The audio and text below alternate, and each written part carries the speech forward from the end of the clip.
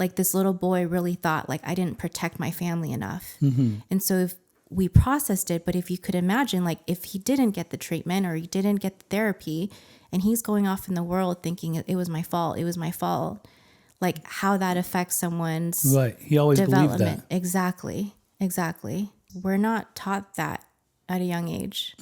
Like when we're embarrassed or we feel shameful, it's unless you grew up in a house and you were blessed in a house where you could be like, oh, I really messed that up, like, and talk to your caregiver in that way and be like, that's okay. Like, how are we going to clean this up?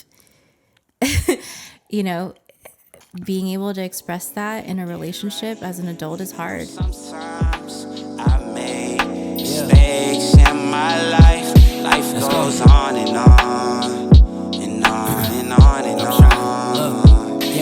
Hey, I got wisdom from my papa. He ain't have a lot of money, but he taught me how to keep the perfect posture. So folding under pressure, that ain't something that I'm about to. Crabs in the barrel, I'm just trying to be a lobster. I hit my cousin, told him to call. It's been 12 years and I ain't heard from him at all. Had a little fallout over some money.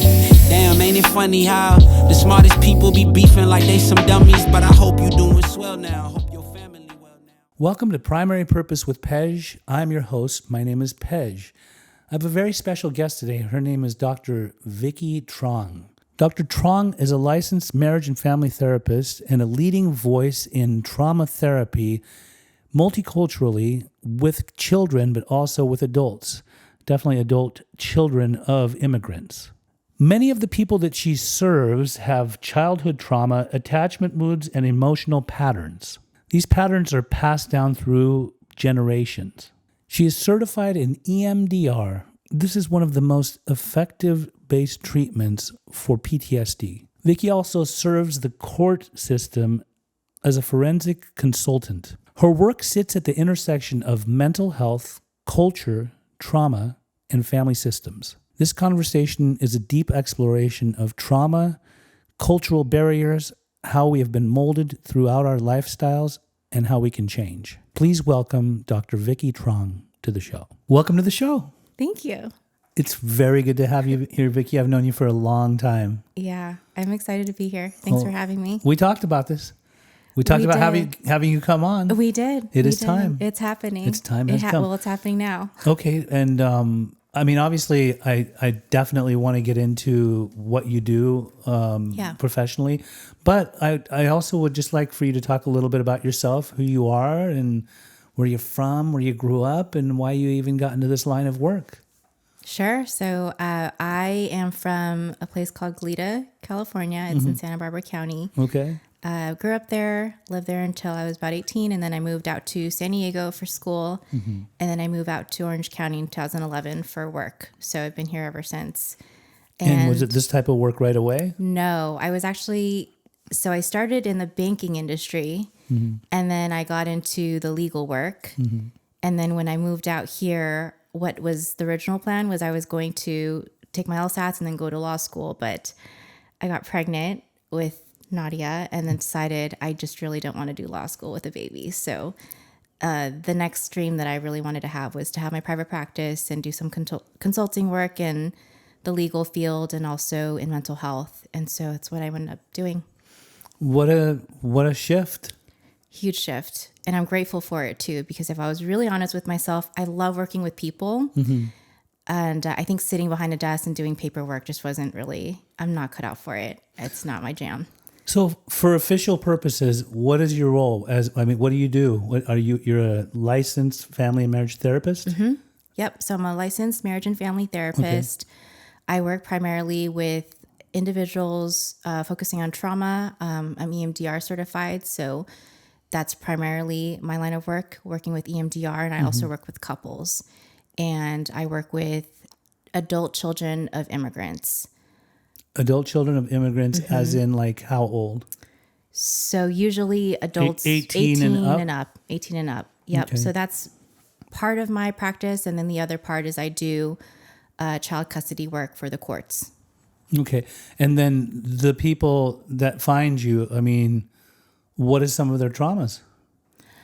Oof, that's such a loaded question. Well, I mean, what do you see? Is there addiction? Is there alcoholism? Is there mental health? Is it all of it? All of it. All of it. A lot of times too with addiction and, people struggling with alcohol use, there is always trauma underlying. So if they struggle with substances, are you able to work with them if they're currently abusing them? That's a really good question. So it really depends. Usually I want to make sure that they have physical sobriety before we start doing a lot of the emotional sobriety work. That's really important. So they have to be, they have to be. Yeah. sober. And if they're not saying, hey, I'm an alcoholic or I'm an addict, if they can commit to abstaining during that time that we're working together, just so that there's nothing in the way of it, that works too.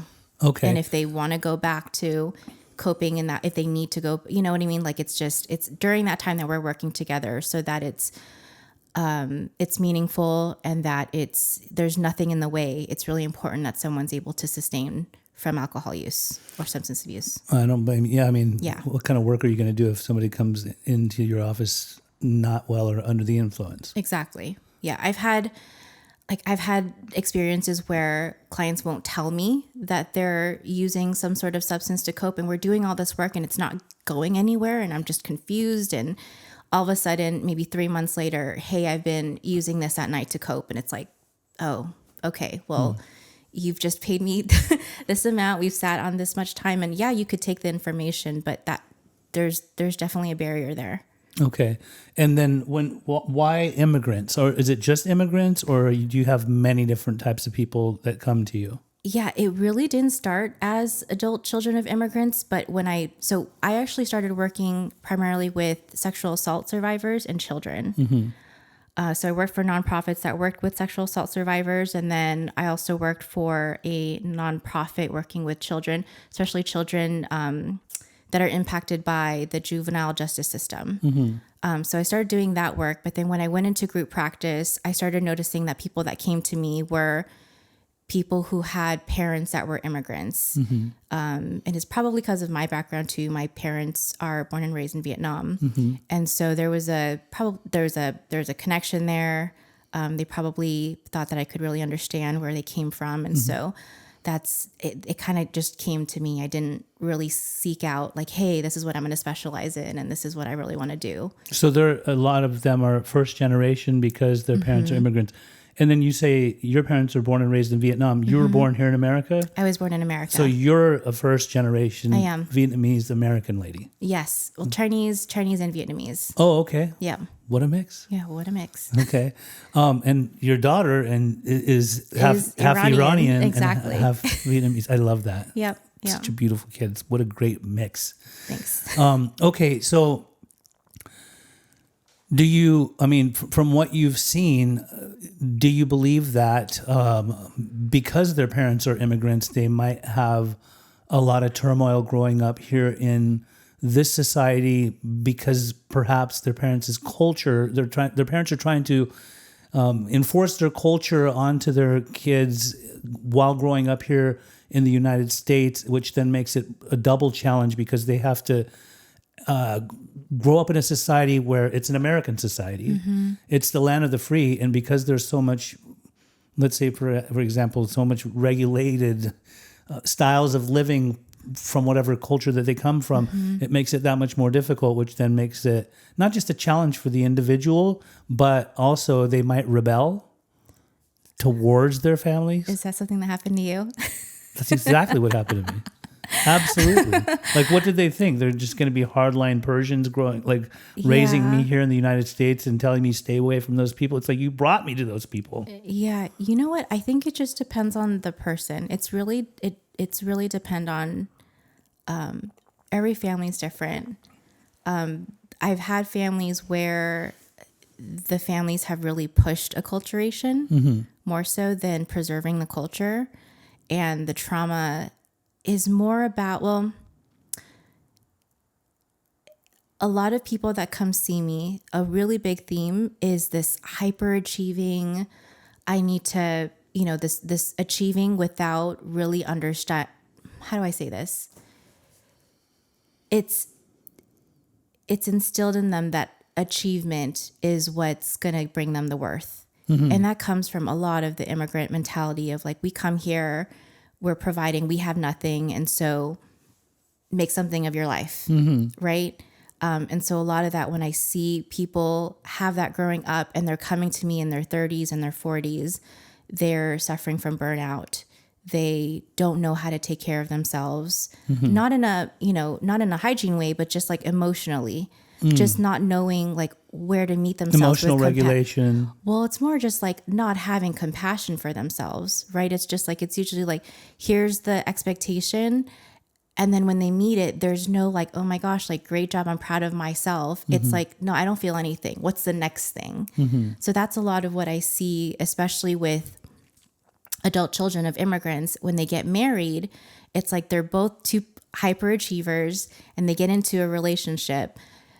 But those aren't the tools to sustain a partnership. Like that's very different. Yeah. It's more about material achievement in life as opposed to like soulful connection, emotion. Right. Because partnership now in modern day, it's like, how do I support you? Yes, physically, but emotionally and spiritually. Yeah. Right. How do I help? How do you help two people grow and, actualize into people that they are proud of, that, you can look back when you're 80 years old and look back in your journey and be like, wow, like I'm really proud of the person that I am. And I had a partner that supported me in that way. And that's the model, that's a healthy relationship. But then if you have two people that are only focused on their own achievement and, have that internal pressure, those skills of learning how to be a soft landing for each other and how to meet themselves, their partners emotionally, that's a challenge. Like that's Major a skill. challenge. That's a skill that needs to be learned, especially. And if it isn't learned, then they're going to end up divorcing anyway or breaking Exactly. Or having very unhealthy, toxic relationships that don't really have any meaning. Exactly. And then now it's just, how do we keep up the appearances? Because it's a cultural thing where like it's a big deal based off whatever culture. I mean, many cultures are like that. Exactly. So I see a lot of that. I see a lot of like, how do we navigate? Like, yes, we're a partner, but now we both have extended family that we're navigating as well. And then if they have children, it's like, okay, well, how do we navigate the boundaries with that? Do you get Vietnamese clients? I get Vietnamese. Do you speak Vietnamese? I don't. You don't? I grew up speaking Cantonese, which is dialect of Chinese. Okay. Do you ever get clients that speak that or their families? Yes, I have that. I have a lot of, I've had quite a few Middle Eastern clients. Yeah, I was wondering about that. I was going to my next question. Hispanic. But I'm wondering, like, because you're of Asian descent, sometimes people from various cultures want to, same in my culture, there are a lot of Iranian Persians that they want their loved one or themselves to get therapy from their own kind. Yes. Well, just because I think there's just a level of understanding. Yeah. Well, like because you understand the culture. Right. And there's things that just we don't need to communicate. Yeah. Right. It's just like, I already know. Yeah. You know what I mean? Like, and there's little, like, how do you say? There's things that you just can't explain, right? Exactly. It's just which you can within your own dialect, exactly. Or at least if you understand the culture to a certain extent.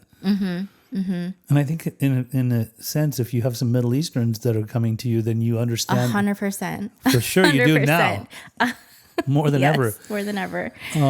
So, I mean, I have some questions that the producer has put in front of me, but I really like to more have a conversation with you because from some of the stuff I wonder about, because we are colleagues in a sense, because I work in mental health. I do, as an interventionist, I'm out there You're in dealing the trenches. In the trenches, like dealing with many different types of people. And something that's like kind of stood out to me more recently is I noticed that generationally, I mean, I'm a Gen X. So above me is a boomer generation, and then below me is the millennials. Right. I'm millennial. Yes, you're a millennial. I am noticed, and then obviously then comes the lower generations, which, and I'm not saying this is just specific to the generation, but what I noticed more recently are, and I don't mean you because doesn't pertain to you, but millennials that are debilitated in making life decisions. You kind of brought that up earlier a little bit, where they feel like they need a lot of hand holding or depending on parents to be able to help them through life, as opposed to, let's say, for example, Gen X's like me. And I find myself saying this to a lot of family members that want me to try to help their loved one as an interventionist or a recovery coach, that to the parent, I'll say, let me ask you a question. Your son's 25, your son's 30 and still living at home with you, right? And actively maybe using, drinking, whatever.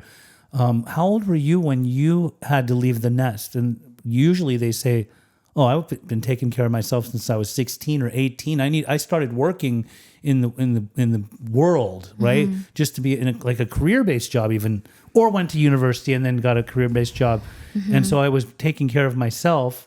I put myself through school, and I'll say, then why are you still taking care of your 25-year-old? Why are you still taking care of your 30-year-old? I mean, don't you understand, if they're living at your house for free, they're not going to school, they can't hold a job, they don't have any life skills, they're basically living off of you, and they have an addiction problem too within your family system, within your home.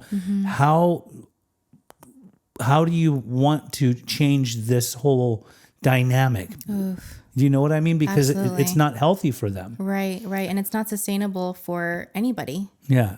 And it sounded like kind of what we were talking about before. I think generationally, I see more millennials really stuck. Obviously, based off of some of the cultural people that, and I don't just mean Iranians and I don't mean Asians. I'm talking like, I know there are a lot of Latin cultures that have asked me to try to help with what they got going on. And I notice a lot of them, the millennials especially, are very, very spoiled. They've gotten everything handed to them. And then on top of that, mental health. I'm seeing like borderline personality disorder, bipolar 2. And I know these are sometimes, it might be hereditary. It's nothing that just came out of the air. Obviously, it could be something that runs within their family, but like intense, high acuity mental health.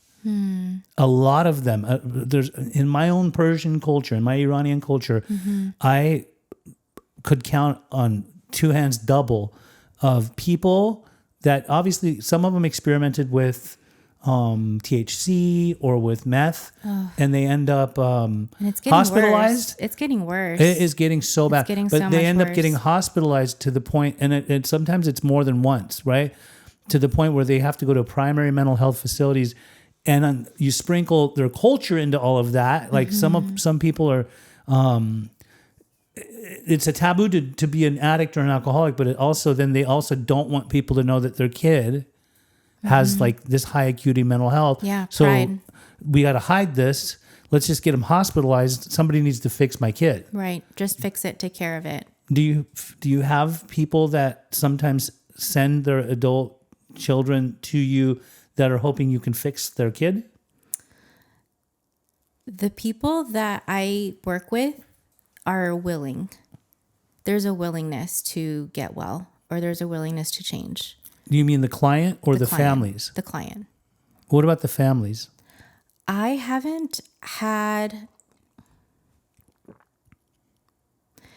If it's a family, I'll see the family unit. I'll see the family unit. And there are interventions that I have for families. Like it's because usually when there is a lot of caretaking, there's a lot of anxiety. Caretaking on whose end? For the families of the person that's having the addiction. As in they're trying issue. to take care of their kid. Right. There's usually a lot of anxiety that goes with that. And I mean, rightfully so. Like if I was to use, have some compassion and empathy, you're worried about your kid. You know, you don't want them to die. You don't want anything bad to happen to them. I would always recommend individual therapy. Always individual therapy. Family therapy is also really important as well. Do you do that? I do family therapy. Okay. I'd actually prefer working with families. That's why I like working with couples, because someone can come to me and tell me what's going on in their relationship, but then I'm sort of just validating what's happening. But if I see both people together in a room together, I'm just like, okay, that, one person can have a blind spot in how they're seeing things, or, I can see the dynamic working and I could help the couples communicate in a way that's better. So that's why I love working with couples. And that's why I like working with families, because I could actually see the whole thing happening versus just one person. Do you sometimes, when working with families, let's say, for example, like their adult son is an addict, but is trying to be good, does it get, depending on the culture too, because I'm working with an Arab family right now where it is high intensity, like it really gets intense as a coach. Like, what does intense mean? Meaning the dad will start flying off the handle and get extremely loud. And is the dad the one that's struggling with? No, the son is. But the mom will also start interjecting a lot, and there's a lot protecting the son? Sometimes protecting and sometimes not so much protecting, but things she thinks she's protecting. More like co-signing, more like enabling, enmeshment. Very, like a ton of enmeshment. Enmeshment with the dad? With the son. With the son. Yes. Thinking that whoever the professional is in front of them needs to fix, like they'll come to the professional, like myself as a family recovery coach, fix our son, but let me dictate for you how you're going to fix our son. Okay, like doing it on her terms. And then the dad will get upset and high intensity, like he'll start yelling and go up, like fly off the handle. So I find myself like trying to regulate the whole family system. Hey, let's all calm down here for a second and take a look at the bigger picture. Like, we want to help your son, but he's also affected, besides the drug problem or the alcohol problem, he's affected by a lot of what goes on in this family system. Dad has high expectations. Dad will get upset if the son doesn't get well. But what kind of family structure, family dynamic did the son grow up in? And why does it keep him so stuck, or even go so far as to chase narcotics or alcohol, or want to drown himself in escape, perfect word. Yep, absolutely. Do you deal with a lot of intense situations when it comes to family therapy, or are your cases pretty... I know I have specific ways that I work with families where it's very structured. So no one, the minute I'll even, have, something in the beginning that I do is, okay, if if this family's values are about connection and respect and all these things, like, can I please ask, like, each one of you, what are the behaviors that you have that will affect that, so that when I see in the session, I could bring a little accountability in our sessions and so that the behavior stops. So eye rolling, passive aggressiveness, flying off the handle, whatever. I have not had that happen yet, flying off the handle. Yeah. Because right when I see that the person's getting that way, I know how to bring it down so that it doesn't happen that way. But I have a way, like we're taught in, our training and our clinical training and everything, how to do that so that everyone feels respected, everyone feels heard. They might not like what they hear, but at least the session itself kind of shows how the family should communicate. And hope that when they leave therapy that they could take that with them. I've noticed in sometimes they don't have to fly off the handle or get really intense. Sometimes it's the words that they use, the things that they say. Example being condescending or patronizing their loved one and making them feel small, dumb, or just testing them without even knowing they're testing them. Like, you're not meeting my expectations. You haven't lived up to who I am or want you to be, or how I was raised, or even so much as you'll never amount to anything. They don't have to necessarily say it in those exact words, but it's like a lot of the stuff they say in a roundabout. It is bad. That's so cruel. Yeah. Yeah. Now, I want to talk about EMDR. Okay. So you are certified in EMDR. Tell us about what that is and how it's effective, because I know a lot of times when I have clients that come into my path that they might say some certain things or things that they've been through or lack thereof, my mind will go to, God, this person would really benefit from EMDR. Oh, I mean, I know a lot of people do CBT and DBT, but what do you tell us about that EMDR? Yeah, so EMDR is, it's using eye movements. And so I have little buzzers that I use if we're doing in person. If it's remote, then I have a program that I turn on, and can do that too. But it's reprocessing someone's memories in a way that when they're not triggered by them anymore. So something could have happened to somebody, and when they remember it after the EMDR, it's just like a memory, but they're not emotionally charged by it. And it's great for people's nervous systems too, because imagine like having something horrific happen to you, and then you're just reliving it, and your nervous system is just constantly like in that state of like it's still happening. Yeah. It's like a physiological narrative. Absolutely. And so it's just like when we're doing it, what I love about EMDR is that it connects the body with the mind too. So it's not just CBT. CBT is all mind. So it's like we're talking and we're just going to think about thoughts, and if we have healthier thoughts, we'll get well. EMDR connects the body. And so it's like, okay, when you're thinking about that, hold that, where are you feeling it in your body? And then that helps people process things so that both their sides of the brain, the left and the right, are more integrated when they're processing it. And are they able to let things go after a while? Yeah. And if there isn't, like I've had, like some people just really like talking about their past, but it's not in a way that traumatizes them. Sometimes there's like a pride to it. So wait, when the stuff is hooked up to them, let's say for example. I don't use the hooked, I use buzzers. So They just hold buzzers. So the therapy itself, they're talking about something that was horrific for them? They're not talking about it, which is really great that you bring that up, because EMDR doesn't require that anyone talk about it. Then how does it work? Think about the memory, and then I'll ask them specific prompts to really like get the memory activated. And then there's certain things that I do where it's just like, okay, where are you feeling it in your body now? And then there's guided questions and guided things that I say to help them reprocess the memory. Wow. Yeah. Is that how that works? Mm-hmm. Yeah. I mean, I've never done an EMDR myself. I did a psychodrama, which helped me relive the day of my most traumatic car accident where somebody passed away. And I know about CBT and DBT, but I never really knew that that's how EMDR works. Yeah. Yeah. And the thing about EMDR that's really kind of beautiful and mysterious at the same time is our brains. It's actually the thing that we think about ourselves when that trauma happens that keeps us stuck. So, I've had people do this, and it's like it goes all the way back to when they were kids and something happened, but then that trauma brought that out. Like it's linked. Like there's a connection between the different things that have happened and the story the person made up about what happened. And it's just, it's so unconscious. Sometimes they're like, wow, I didn't know that. So it's not necessarily true what they've been believing all these years? Well, no, I mean, so I can give an example. I think one of my first EMDR sessions that I had was actually a little boy. He had witnessed a horrific crime in his family. He stood there and saw the whole thing happen. Yeah. And so the mom brought him in. And when we did the EMDR, like you would think like, what someone's thinking about is, oh, like a little boy, right? The thing they're probably thinking is I'm not safe. Right. Right. And it's like, maybe that's the trauma. They don't think they're safe. But what it really was like, it's all my fault.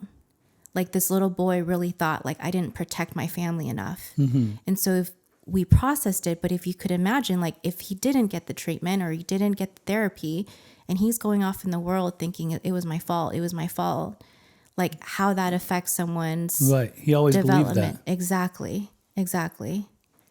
And so we just never know what connection our brain is making to that event that happened. So you work with a lot of kids? I've worked with a lot of kids. Yeah, I started working with kids. At first? Kids and teenagers. And then you kind of moved into the adult space? Yep. When I went into group practice, it was mostly adults. Kids too, but mostly adults. Now, you had talked about, spiritual earlier. So do you believe in spirituality? Of course. Okay, because there's some therapists that are more clinical, more... I can move whatever connects with the client. Like if the client's more cognitive and doesn't have that, like I can reframe, like they don't need to believe what I believe in order for treatment to be successful. Right. And all the work that you do, trauma, couples, forensics, what theme do you think lies beneath most human suffering? I mean, there's a lot of human suffering out there in the world. Yeah. I think I was talking to a friend the other day about it. I think, we see it, so much depression, so much sadness, so much anxiety. We are like in an anxiety-ridden society. I was thinking when the pandemic happened, I thought we're going to see a lot more mental health than ever. And it's true. Yeah. So when it comes to that, like, what theme do you see that lies beneath it? What is it? I mean, I honestly can't answer that question, Pej. There's a lot, because there's very different realms. I think that I could share a little bit about what helps people. Okay. And what helps people. Do that. I think finding connection, that in therapy we call it a corrective experience. So if someone's had an experience at home or growing up, if they're able to find a person or a community that meets them emotionally or meets them where they are, it's such a beautiful thing to see. And it's always like, we heal with help, we heal with community, we help with other people. We don't heal alone. Right. We really don't. So I think isolation really, really keeps us stuck. For sure. For sure. Yeah. And then technology doesn't help either. Technology can be helpful. I'm not saying that, but it's just like, if someone's like using ChatGPT as their therapist, or I see that. I see that too. And it's like, they're still in isolation. When it comes for someone who grew up in a home where emotions weren't modeled or validated, what is the first step toward healing? Oof. Like, let's say, for example, and this isn't just for immigrants. Like, example,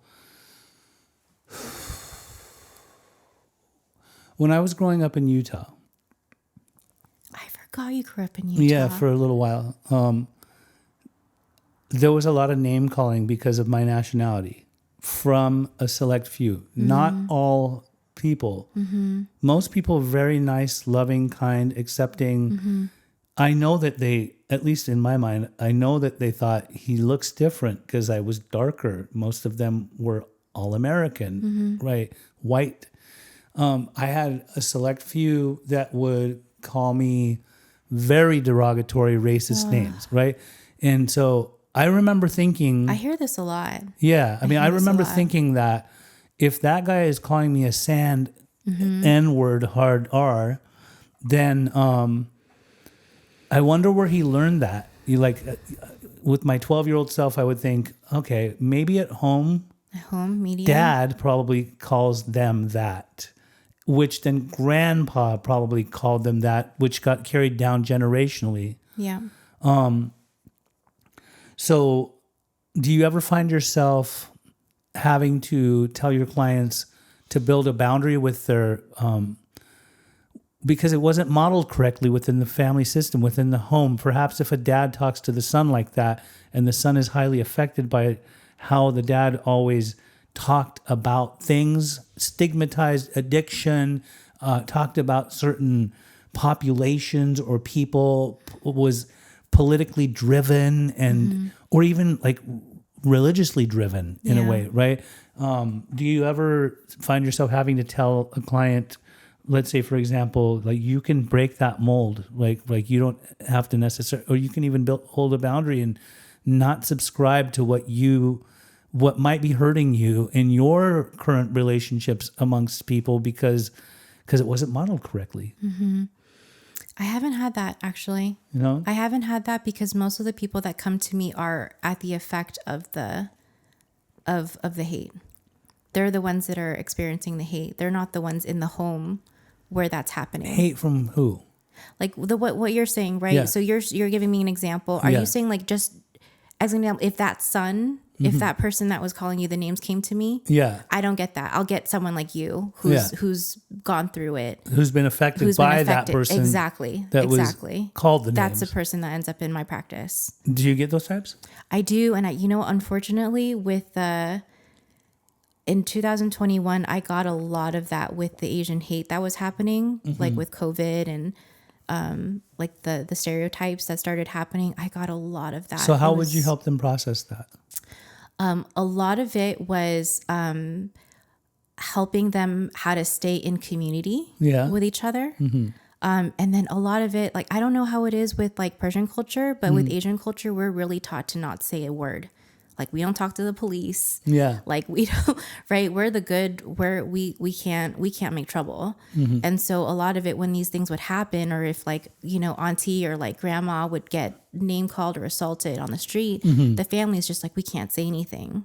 And so a lot of it was shifting it, where it's just like, no, like, it has to be reported, or it has, like, someone has to do something about it. So it's a lot of changing that fear that, oh, the police aren't going to come.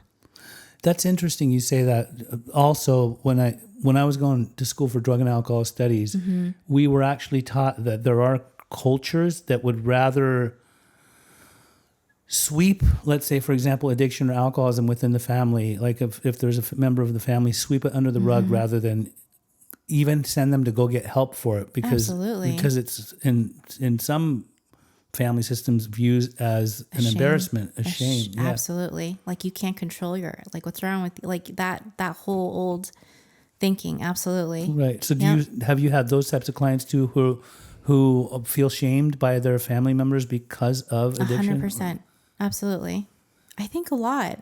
And how do you help how do you help them deal with that if they have felt like they've been put down by their parent or whoever's in their family? What do you do? Like, at the same, it's just like helping them find a community that does accept them and understand them and doesn't shame. That's how, like, they're not going to heal if they're just going to be in that family and really taking in and internalizing those messages. What are some examples of communities? Like, what would it be? Recovery communities? Would it be what kind of communities? It could be, but sometimes their own cultural community. It could be, but the thing with like people that struggle with substance abuse or alcohol, it's like, that's one part of your identity. Yeah. But we have so many, like, we have so many parts of us, right? So it's just like, I always go into like, what kind of community makes you feel alive? Like, where is it? Is it music? Maybe sometimes it's art. Sometimes it's, whatever it is that they're able to rediscover by being sober. Like, go there, like, thrive there. That's where people really start to heal and find hope and find that life is worth living when there's people around them that see that. I got a great question for you. So this is what I've also noticed. Being Persian, growing up here, born in Germany, but raised here obviously with my Persian family, but amongst a lot of Americans at first, but later on coming to California where it's more of a melting pot, I got to choose whatever culture I wanted to hang with. So there are some Persians, for example, that, let's say, like, their parents brought them here, they raised them here, or some of them actually had them here in the United States. There are some of their kids that would rather never hang out with people that are their same culture. They will gravitate more towards anything but their culture. And then there's some that are more specific to just people in their culture.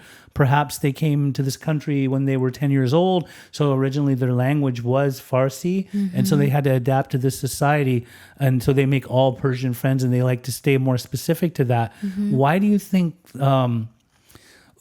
another example, like, there's even Persians that came here that was their language and they were 10, 13, 14 years old, but they so want to get ingrained into the American society that they'll stop speaking their own mother language, and they almost, in a sense, turn their back on their own culture because some of them will be called like whitewashed Persians, right?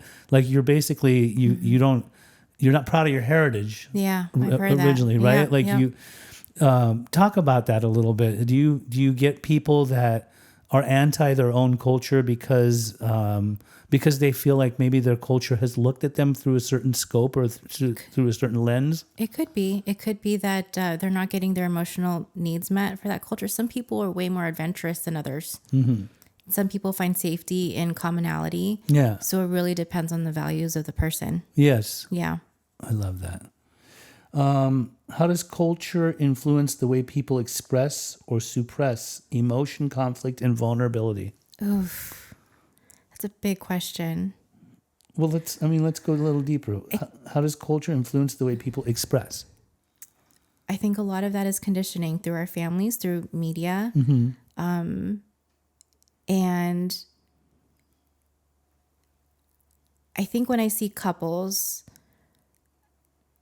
it's really if we grew up in a family system and, there's a certain way we didn't express ourselves or express ourselves, we're going to take that into our new relationships, our friendships, our, intimate partner relationships. And so what I see the most with couples or new families is that the way they're communicating is just, it's outdated. It's no longer, it doesn't work that way, Right. Like you can't be pouty or you can't be, you can't not express yourself and then have people read your mind, like those kinds of things. And sometimes we don't know that we're doing them because we had to do it for such a long time. Yeah. That it only takes like being in a new relationship or a new friendship or just like, wow, I do that because maybe I didn't feel safe enough to do it in my family unit. So now I'm going to do it this way, So yeah, I don't know if that answers your question. It did answer my question. Now, let me ask you this question since we're talking about couples. When you get couples that come to you, let's say they're a certain culture, like both of them are the same culture. Do you get couples that are two different cultures? Yeah, absolutely. Is there a lot of issues between them because one grew up in a certain culture and one grew up in a certain culture and they're bringing two cultures together?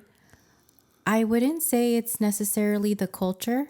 I mean, technically, we're all affected by culture. Yeah. No matter some people don't even realize that they're bringing their culture into it, but it's such a learned behavior within their family system. Absolutely. And I get that. That still happens to me where like last night, someone had said something and I didn't know that only Vietnamese people did this. And she was like, yeah, Vicky, it's just us. And it was like, oh my gosh, I thought everyone did that. Because you're used to it from your own culture. Because I'm used to it from my point of view. Yeah, exactly. From my upbringing. So how would I know any differently? Now I'm dying to know what it is that they do. Okay. I didn't know, actually. Okay, I didn't know that. Okay, so Vietnamese people drink beer with ice. They do. See what I'm saying? I thought that was like a normal thing, but she's like, no, it's just us. Okay. Wow. So that was the thing. Interesting. But it's the same thing though. It's just like we don't know that our way of communicating is not the way other people communicate until we go into another relationship or another community and just like, oh, like they don't do it that way. Yeah. Well, another thing that I was thinking about the couples, when it's two different cultures, it doesn't necessarily have to mean that the two of them are bringing their two cultures in from how they express themselves to each other. Although I think that's part of connected souls and how they're going to be culturally. It's the families. Like if their families have certain outlooks, like we're not like expectations. Yeah, like we don't do that in our culture. A Persian wedding mixed with another wedding is always an interesting one. Persians go all out with their weddings. They go all out, right? Wow. Okay. In your couples work, what are the most common wounds or dynamics that adult children of immigrants bring into relationships? Not feeling safe to communicate their emotions. Why is that, do you think? Because we're not taught that at a young age. Like when we're embarrassed or we feel shameful, it's unless you grew up in a house and you were blessed in a house where you could be like, oh, I really messed that up, like, and talk to your caregiver in that way and be like, that's okay. Like, how are we going to clean this up? Being able to express that in a relationship as an adult is hard, or just like, we're not gonna, or even when hard things happen, like how do you have those hard conversations where you're in reality and not kind of kicking the issue down? Like a lot of like kind of buzzwords I hear a lot when people are kicking the issue is like, oh, we'll figure it out. We'll figure it out. But they never figure it out. It's just a delay tactic. it's these things where it's just like a lot of times, rather than saying, we'll figure it out, just being honest, being like, I have no idea. I know, but I'm right there with you. We'll do this together. Those kinds of things. Like, that's the biggest issue that I see, immigrant couple or adult immigrant or not. It's just not being, it's having the skill set to have hard conversations. Which brings me to this question. Because I see this with lots of cultures. Okay. I see it with Asian culture. I see it with Persian culture all the way. Are you ready for this one? You're going to get so much flack from all the Persian viewers. You're going to be like, Tej. I don't care because I'll speak on it actually. Because from my experience being married to a Persian man and you seeing the culture, it's a beautiful culture. It's a beautiful culture. Yeah. There's so much. I love the poetry. I love the family. Like, it's like family is so important. Right. Keeping the family together and like the celebration is so important. Right. It's like there's so much pride in family. I was going to get to that. So much pride in family. I was going to get to that. And I love that. I love it too. I have a deep admiration for so many cultures. I love the Vietnamese culture. I love the Chinese culture. I love Japanese culture so much. Like, now that I can actually travel the world, I will be going to all of them. Oh, this is on my bucket list. There is one thing that you talked about, pride. Yeah. And the reason I want to say this is I have a deep love and appreciation and affection for my Iranian Persian culture. However, when I was in rehab myself, when I was trying to get rehabilitated, I remember my counselor, Siamak, one day said in a room full of people, I hope the men that are in this group today do not suffer from Iranian male syndrome. And I'm like, is he talking about that guy or this guy? Who's he trying to point out? And later it hit me that no, Pej, he's talking about every man in that room that has had perhaps a father that has been not necessarily a hardline, we don't want to say a narcissist. That's what I'm saying. Like self-centered. Yeah, I mean, look, if somebody's clinically diagnosed, it's a lot different than if they have narcissistic traits. Right? Right. If somebody grows up in a family system where dad knows everything, dad never is wrong, you must listen to dad, and dad is just, or mom even. There's a lot of moms, like they don't see it any other way than themselves. Yeah. So I knew when he was saying that later, he means you too, Pej. He means all of the men here. We hope that you're not following in the footsteps of if you have a parent that has narcissistic traits, hopefully you can break that mold.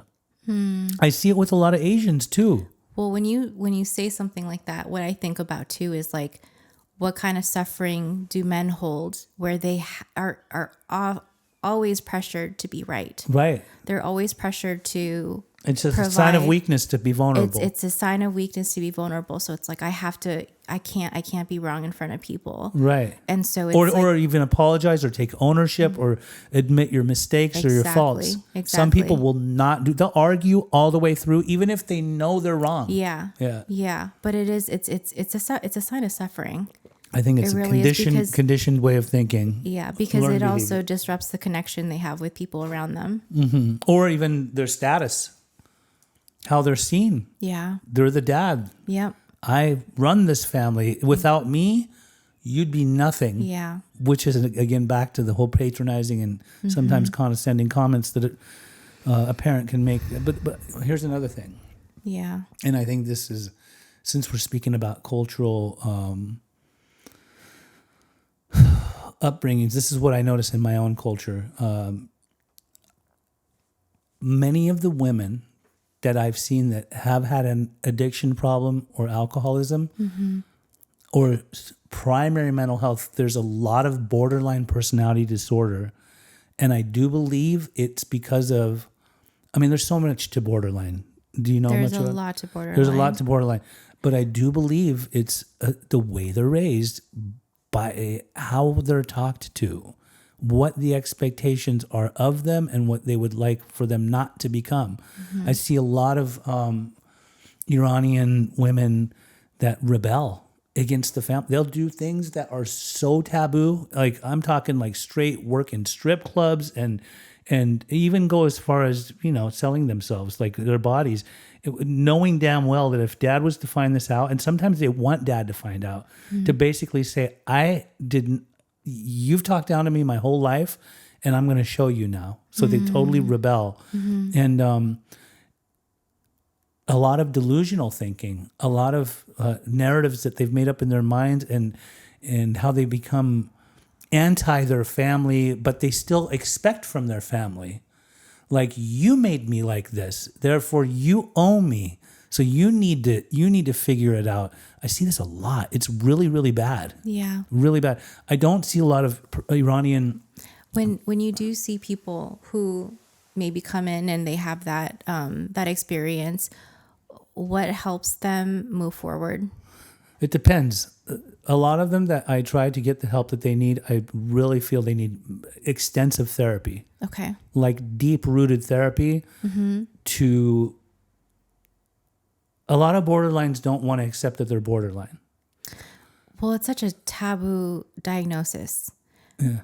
No one wants to be labeled as anything, really. And our society, and especially with all the social media, there's so many labels that it's so easy for people. Like, I always hear this, like, oh, he's attachment avoidant. And it's like, okay, but you just met him. Like, so it's just like there's so many different misuses, I think, overgeneralization of labels. Yeah. Well, once somebody gets diagnosed too, then all of a sudden they think that they're less than, or exactly. But some of them also will even weaponize their diagnosis and say, "Well, it's not my fault because I'm this. I'm this. That's my identity now." Yeah. It becomes my identity, right? Yeah. Not saying they're weaponizing it to. It becomes an excuse because they don't want to address that. So a lot of the women that I see, or even men, I even know a lot of men that are borderline. What I see is the ones that actually, besides the label, accept like what it was that made them even become diagnosed with that like delve deep into your past, see what built you up to have these ideologies about yourself, or how you express yourself, or how you might have certain ideations, or when you say you don't want to live and things like that, or even act out in a sense where behaviorally you fly off the handle, or then you start going and using substances and things like that. How are you going to identify what the real like core problems are, and what are you going to do about it so that you don't continue to be in this vicious cycle of mental incapacitation? Like, there's a lot of, I do see some that really address the issue and they work through it deeply. Yeah. How do they do it though? Like therapy. Okay. Therapy is so DBT definitely probably. essential. Like I love therapy. I also like case management where somebody's like, structure, making sure that they can go to certain groups perhaps that will address this. A lot of primary mental health facilities or groups that are going to work through this stuff, but also like dedication and a commitment to want to, because I've seen a lot of people listen, in some treatment circles, some people seem to have this ideology that borderlines cannot be fixed. That's not true. I know it's not true. That's not true at all. There are some that say narcissism is not completely. A lot of people say narcissists cannot ever get better because they're always going to remain narcissists. I think the word narcissist or narcissism gets thrown around too loosely. I think all humans can have narcissistic traits, some more than others. Social media will do that a lot for a lot of different people. Absolutely. But and I remember Marianne Williamson said this one time when I went to one of her seminars, because some girl came and said, my boyfriend's a narcissist and this and that. And she said, stop right there. A lot of people can say that I'm a narcissist, or that you're a narcissist, or you can say that your boyfriend's a narcissist. But if your boyfriend is not clinically diagnosed as a narcissist, it's probably not the right thing to do to just go and claim that he is. Yeah, like what purpose does it serve? Is it really true? Like, maybe, because I've even seen people that have been called a narcissist change their ways, change their behaviors, stop thinking they're always right. So were they really a narcissist all along for the rest of their lives? I don't know. For a borderline, I believe that, because I've seen some. I mean, I've seen some stuff, relationship stuff, people that, have you ever read the book, I Hate You, Don't Leave Me? No, but I've heard of it. It is really good, like really, really good.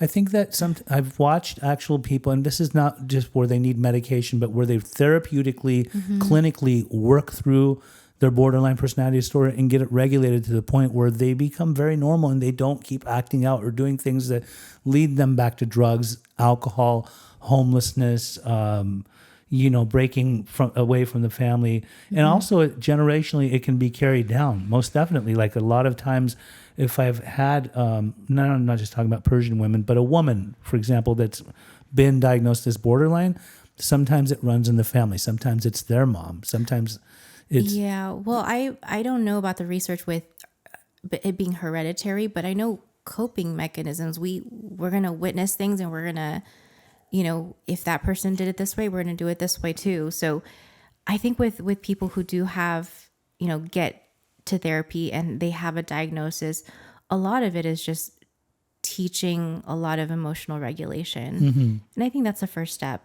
It's emotional regulation. Also checking in with them if EMDR can be really helpful too. Just whatever, I was going to say what their triggers are, what was that thing that person did that really just shook you, made you emotionally react. And sometimes having the label, it doesn't help with the context, because if you listen to, if someone came to me and said, I really got really upset over this, if it was something that was not justified, but it was just that a sane, normal person would feel that way too. I'm not going to say that's emotional dysregulation. Yeah. But if it's something really small and it just kind of sends someone over the edge, sure, we need to definitely look at that. Yeah. Let me ask you this one last question. What is your primary purpose, Vicky? I really love healing families, especially for children. I think children are facing so much right now in our society. I'm very worried about this generation. I know that you were saying a lot about, millennials being entitled and, all these things, but it's just how do we really empower the generation going forward? It's not judging them. It's not shaming them. How do we There's got to be different ways of going about it how do we reach people's hearts and really empower them to... I was going to say that, by empowering them. Yeah. How do we make them realize that their life is precious and their, what their dreams and hopes are really precious, and to not act out in pain, and to really know how to alchemize their pain. There's acting it out, and then there's having their pain serve somehow in the future as a purpose. I love it. So if people want to find you, how can they find you?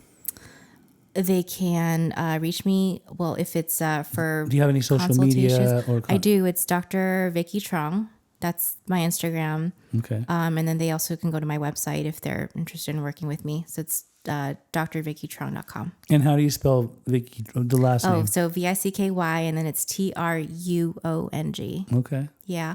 What's your primary purpose? My primary purpose is to help humanity. We talked about this earlier, and I want to get people like you that come and show others that help is available. There are resources, especially for the type of work that you're doing. I love that you want to help the kids. The kids mean more to me than anything.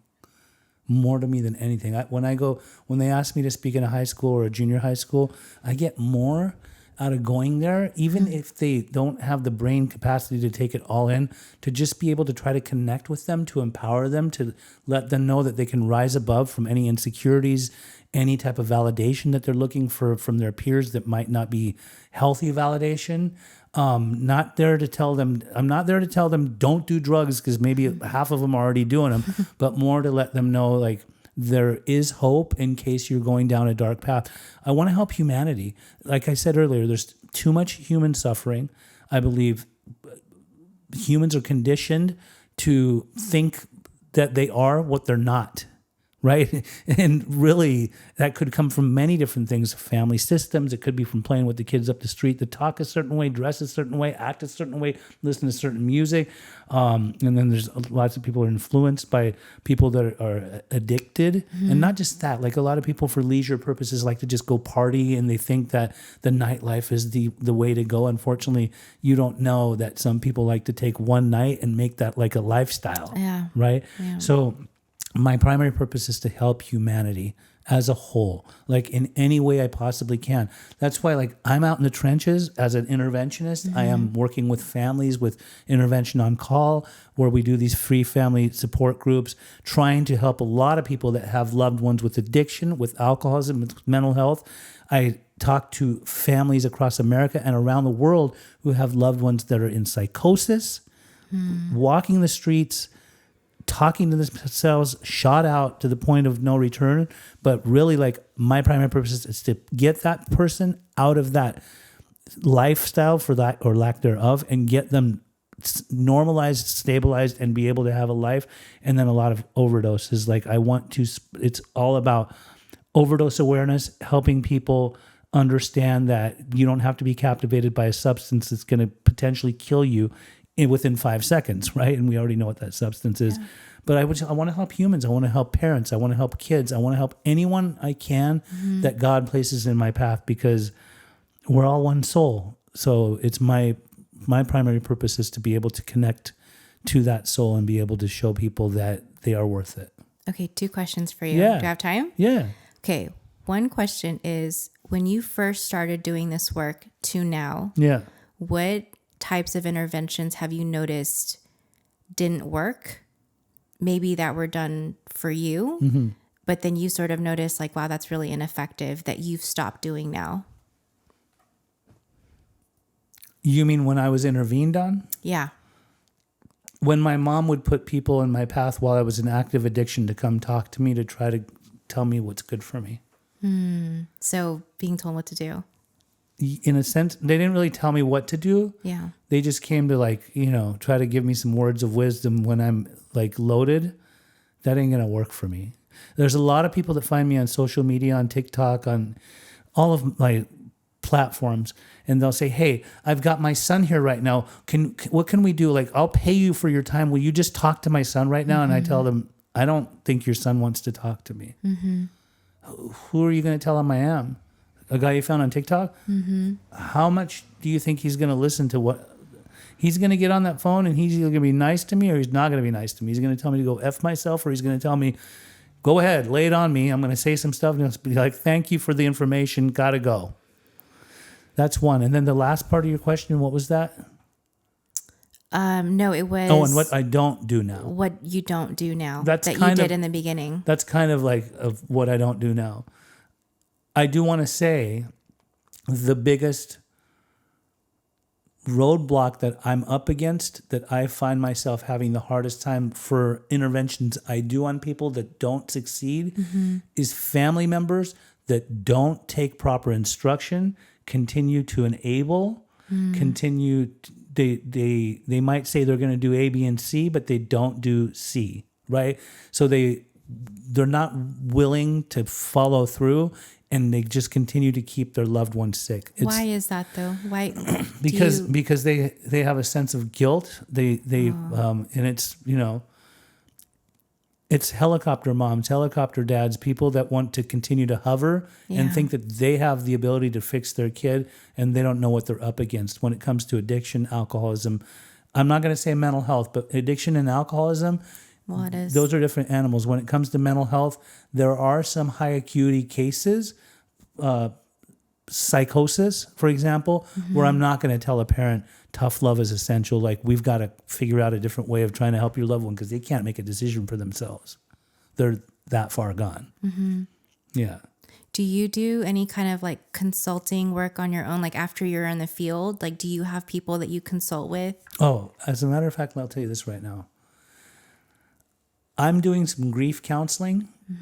I won't go into it, like why there's grief. Oh, for yourself? For myself. Okay. From an expert in the field. Okay. Just a deep, spiritual, clinically qualified man. I have my book right over there. I just got it. And I was telling him yesterday, this is kind of, humbling and a trip because I'm coming to you for coaching when I coach so many people, but I am of the mindset that coaches need coaches, therapists need therapists, empaths need empaths. So I do believe that this is going to really lift my spirits and hopefully help me overcome the pain I've been dealing with lately. Okay. Thank you. You're welcome. Thank you. And thanks for coming on today. You're welcome. It's a pleasure. What a great episode. I really enjoyed speaking with Vicky. I see the type of work that she does. I see her for who she is. I love that she's able to serve so many different populations, everything from children. I love the way that she talked about her, the work that she does with children and how she really enjoys it. And I love how it kind of just transferred into being able to help adults, families, also couples. Lord knows we all need some couples therapy if we're trying to make a couple work. But I really, really just enjoyed talking to her. I see that she's got a great knowledge base, and the fact that she's right here in Tustin, California. It's so easily accessible for anybody that's in the local area or even people that want to do telehealth. I hope that you can reach out to her if you really need her services. Thank you for checking out the channel. If you like this channel, please subscribe. Please share it with others. Please comment in the comment section. And soon, next week, we're going to have another guest.